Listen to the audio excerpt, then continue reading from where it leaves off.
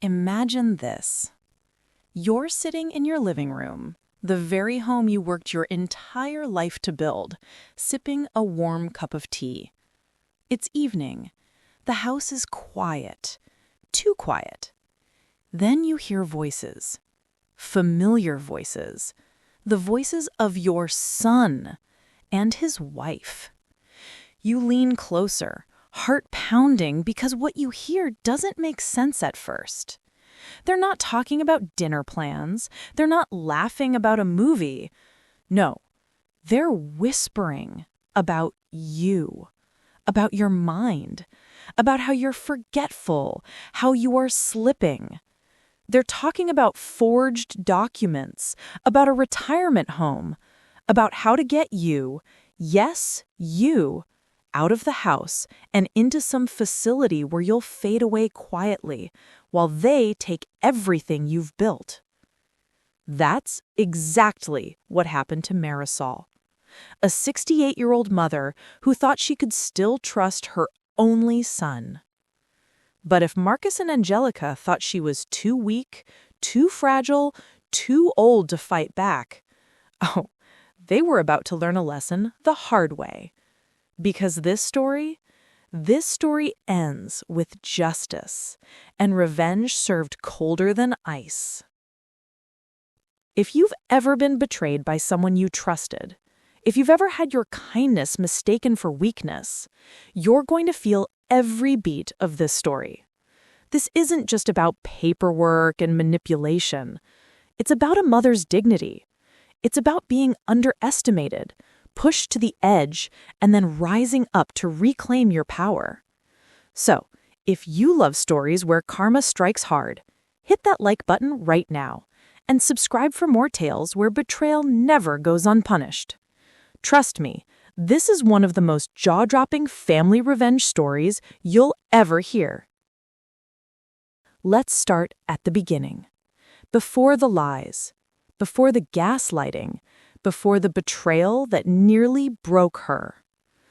Marisol was 68 years old, a widow, a mother, and someone who had always defined herself by sacrifice. She wasn't rich, she wasn't flashy, but what she did have, what she held onto with every ounce of pride, was her home. This house wasn't just brick and mortar, it was memories. Every nail hammered by her late husband, every rose in the garden planted with care, every photograph on the walls a reminder of a life lived with love, hardship, and resilience. When she walked through her front door each evening, she felt a sense of belonging you can't buy. It wasn't a mansion, but it was hers. And after decades of scraping by, it meant everything. Her son Marcus, he was her world, at least once upon a time. She'd raised him single-handedly after her husband passed away young. She worked double shifts, skipped meals, patched clothes just to give him opportunities. She told herself every sacrifice was worth it because Marcus would grow up to be strong, successful, and hopefully kind. And in many ways, he did grow into the man she dreamed of. Or so it seemed. Marcus had a stable job, a nice car, and a wife named Angelica. From the outside looking in, they seemed like the perfect modern couple, polished, confident, the kind of people who always knew what to say at family gatherings. But here's the thing about appearances. They're often just smoke and mirrors. Marcus had a way of making jokes at Marisol's expense. "Mom, you're forgetting again." Or, "Don't worry, she doesn't keep up with these things. She's old school." Always with a laugh, always in front of others. And Angelica, she'd chime in with that condescending smile, tilting her head just so, saying things like, "It's normal, Marisol. Aging is tough, but we'll help take care of you." At first, Marisol brushed it off. They were just teasing, right? Kids these days don't realize how words can sting. But as months passed, their behavior shifted. The jokes weren't occasional. They were constant. The offers to help weren't voluntary. They were intrusive. They started insisting on looking over her mail, suggesting she hand over control of her finances, casually mentioning retirement communities in a tone too smooth to be innocent. Still, she clung to the idea that they loved her, that Marcus, her baby boy, couldn't possibly mean harm. Until one ordinary afternoon, when she happened to repair her broken security cameras. You see, Marisol's home security system had been down for weeks. A handyman came by, replaced some wiring, and before he left asked if she wanted the cameras online again. She shrugged. Why not? It wasn't like she needed them. She lived in a safe neighborhood. But that tiny decision, it would change everything. That evening, curious, she pulled up the feed.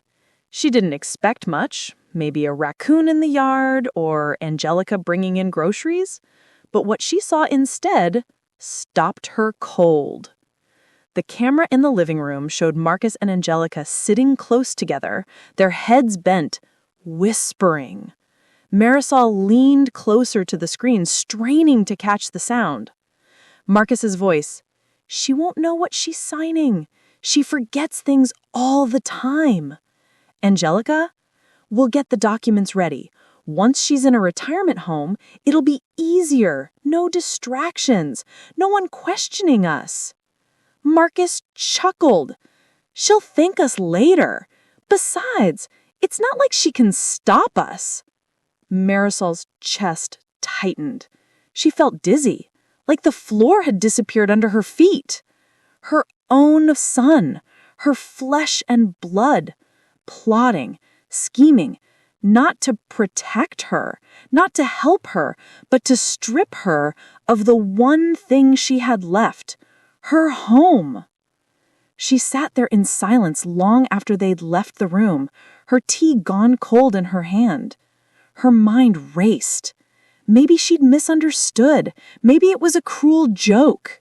But the words kept echoing. Once she's in a retirement home, it'll be easier. That night, she barely slept. Her heart broke in ways she couldn't describe. Memories of raising Marcus flooded her mind. His first steps, his school projects, his late-night calls from college. She'd given him everything. And now, this? But here's the story takes a turn. Because instead of giving up, instead of resigning herself to what seemed inevitable, Marisol decided one thing.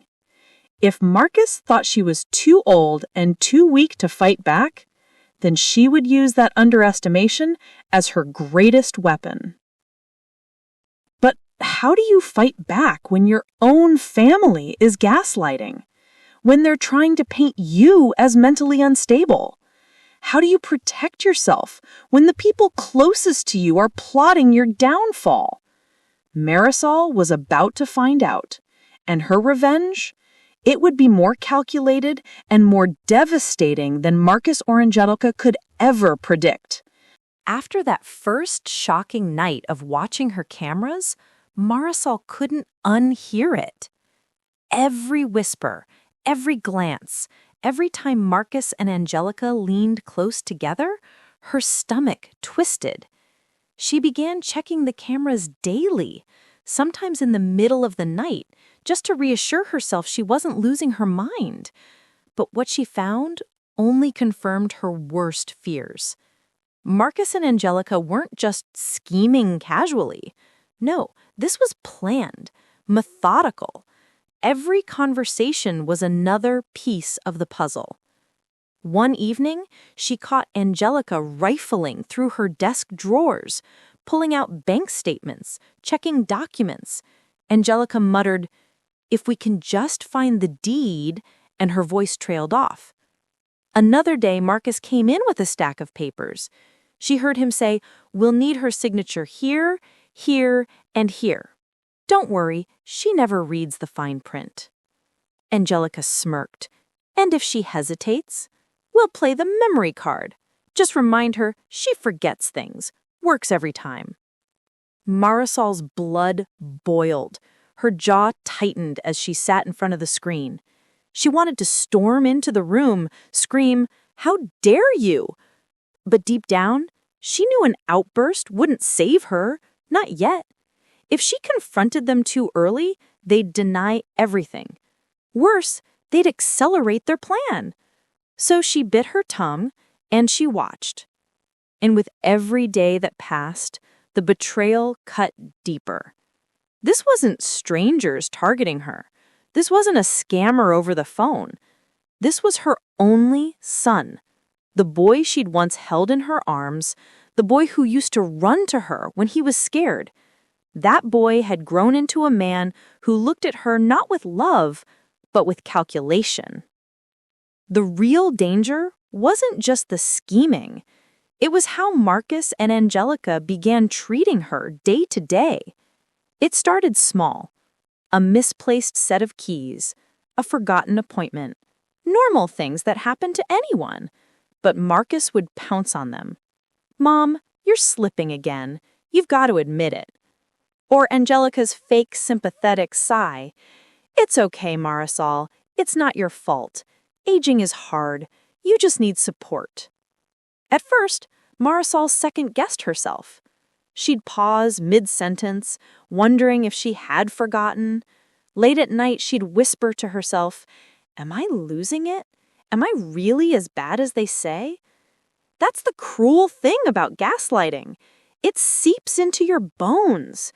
It makes you doubt even the things you know to be true. But Marisol wasn't just any woman.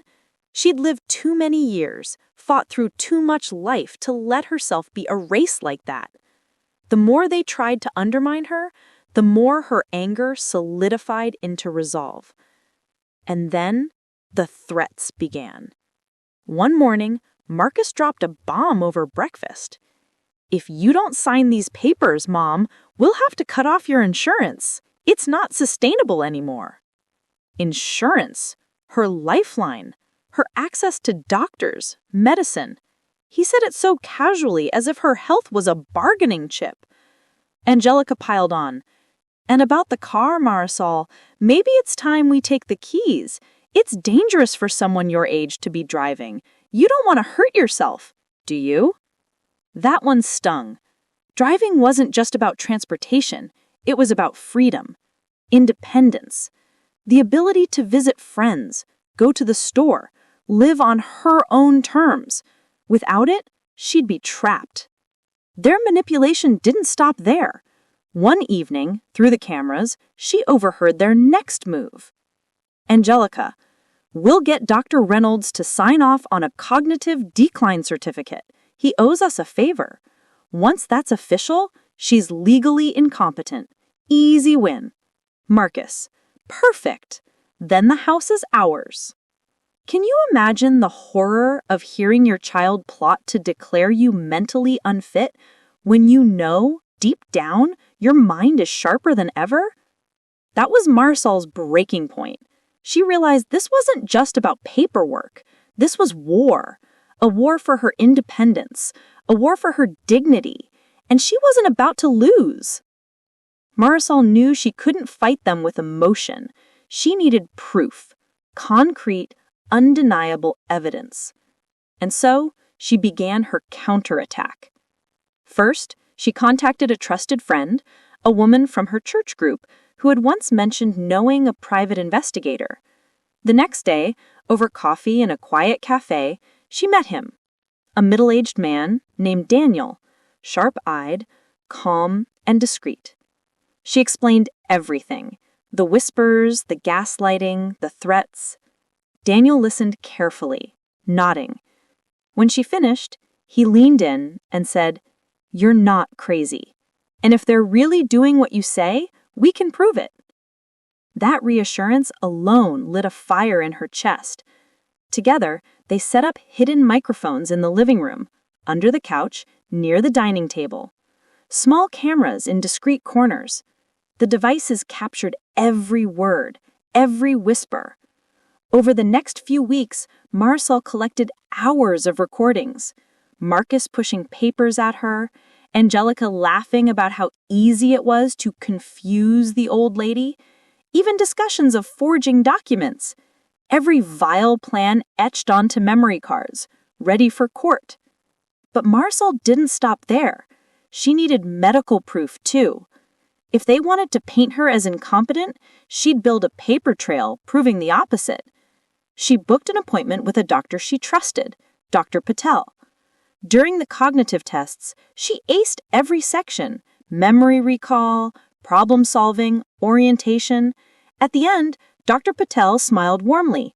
"Marisol, you're sharp as ever. I'll put that in writing." That certificate became her shield, a weapon to counter their lies. Next, Daniel connected her with a lawyer, specialized in elder abuse cases.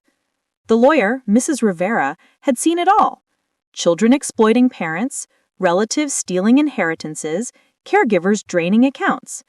She looked Marisol in the eyes and said, "You've come to me just in time.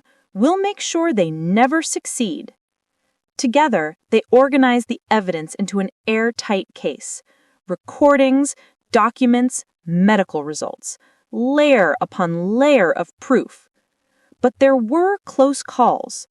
One afternoon, while vacuuming, Angelica nearly spotted the microphone hidden under the couch. Marisol's heart stopped, but Angelica's phone buzzed, pulling her away at the last second. Marisol exhaled silently, her palms slick with sweat. Another time Marcus accused her directly.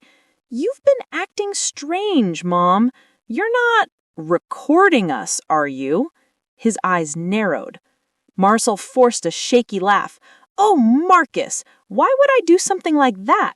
Her heart pounded so hard she thought he could hear it, but he shrugged, dismissing her as too incapable to pull off something so clever. And that, right there, was his fatal mistake. Because while Marcus and Angelica thought they were circling in for the kill, Marisol was quietly building an arsenal of truth, evidence that would not only stop their scheme, but destroy it completely. But evidence is only half the battle. The question was when to strike.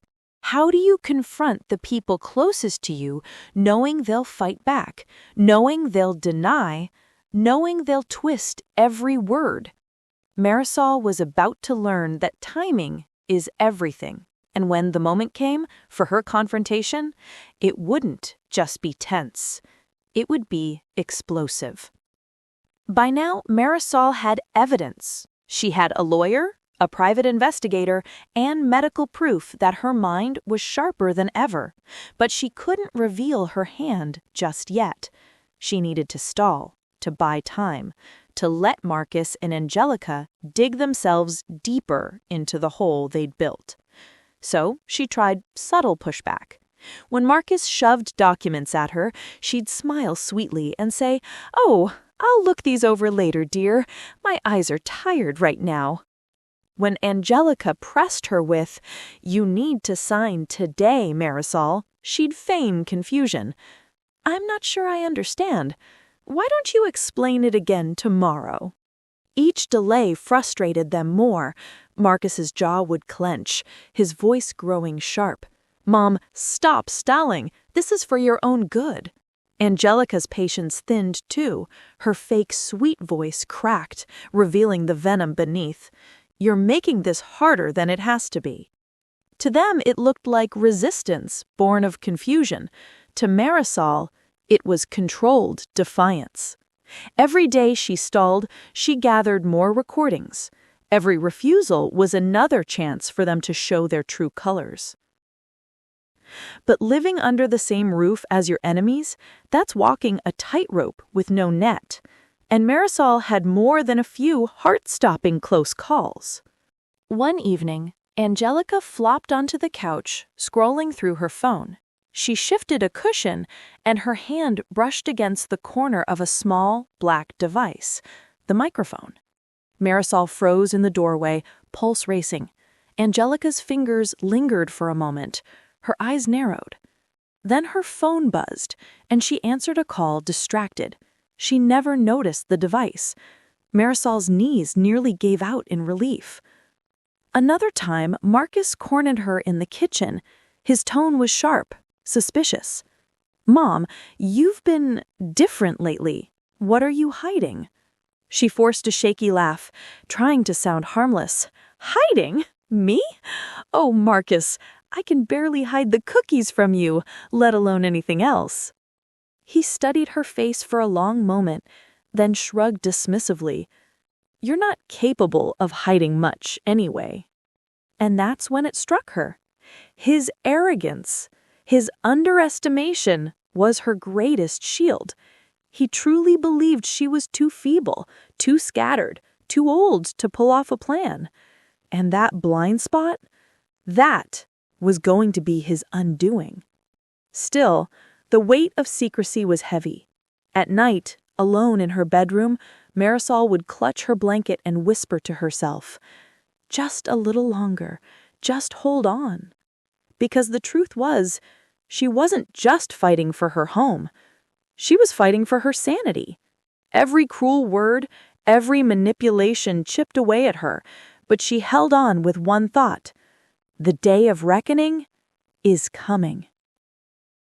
Then came the moment when she knew it was time.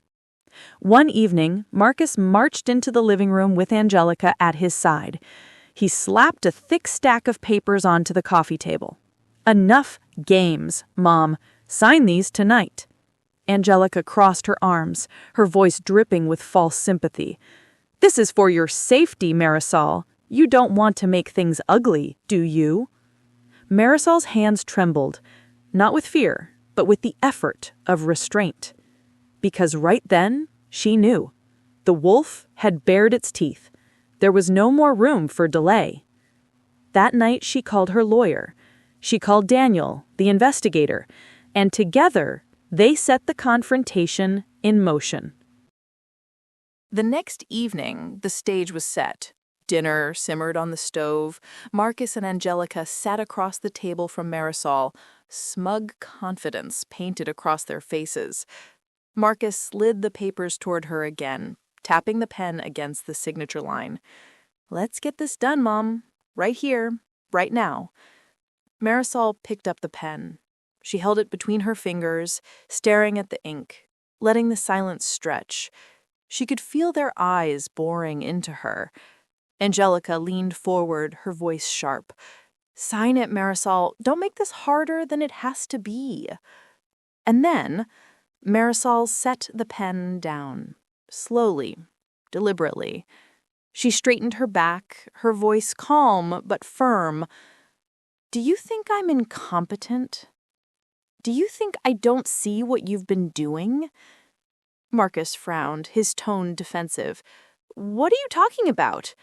Angelica scoffed. "This is exactly what we mean. She's paranoid, Marcus. She doesn't know what's real anymore." But Marisol didn't waver. She reached beneath the table and pressed a small remote. From the corner speaker, a recording crackled to life. Marcus's own voice filled the room. "She won't know what she's signing. She forgets things all the time." Angelica's laughter followed. "Once she's in a retirement home, it'll be easier." The blood drained from their faces. Marcus froze. Angelica's mouth opened, but no sound came out. Marisol's eyes locked on her son. "Do you still think I'm too weak to fight back?"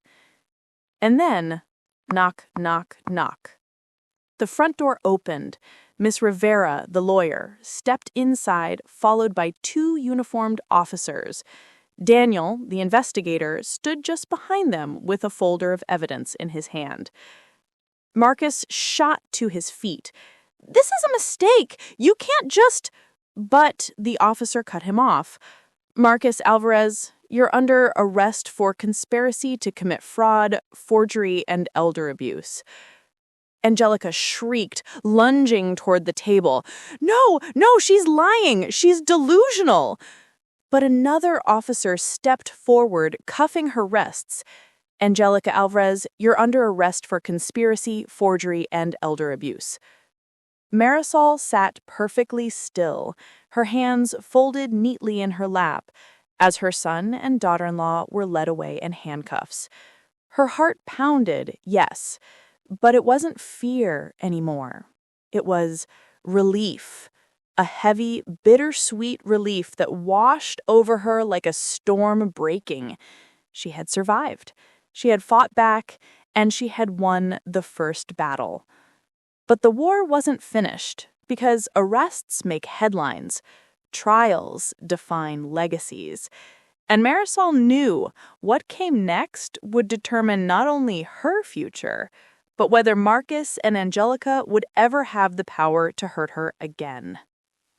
That night, when the door shut and the sirens faded, Marisol sat in her quiet house and let out a breath she didn't realize she'd been holding for months. Her son, her own flesh and blood, led away in handcuffs. It wasn't joy she felt, not yet. It was relief, a heavy, bittersweet relief that washed over her like a storm breaking. She had survived. She had fought back, and she had won the first battle. But the war wasn't finished, because arrests make headlines. Trials define legacies. And Marisol knew what came next would determine not only her future, but whether Marcus and Angelica would ever have the power to hurt her again. The weeks that followed were a whirlwind. Court dates, depositions, legal filings. Marisol walked into the courthouse with her head held high, Miss Rivera at her side, Daniel carrying stacks of evidence. On the other side of the aisle sat Marcus and Angelica, dressed neatly, pretending to be victims of misunderstanding. But no polished suit, no fake tears could erase the recordings.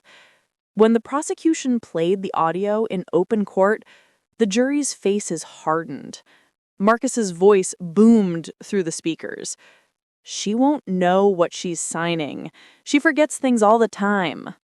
Then Angelica's laughter. "Once she's in a retirement home, it'll be easier." Gasps rippled through the courtroom. Marcus shifted uncomfortably. Angelica buried her face in her hands. And then came Dr. Patel, testifying calmly that Marisol was in perfect mental health, cognitive scores above average, no signs of decline. Miss Rivera stood tall before the judge, her voice clear and firm. "Your Honor, this is not simply fraud. This is betrayal at its deepest. This is elder abuse, a son and daughter-in-law preying on the very person who gave them life, who trusted them with everything she had." The defense scrambled. Marcus claimed it was a joke, taken out of context.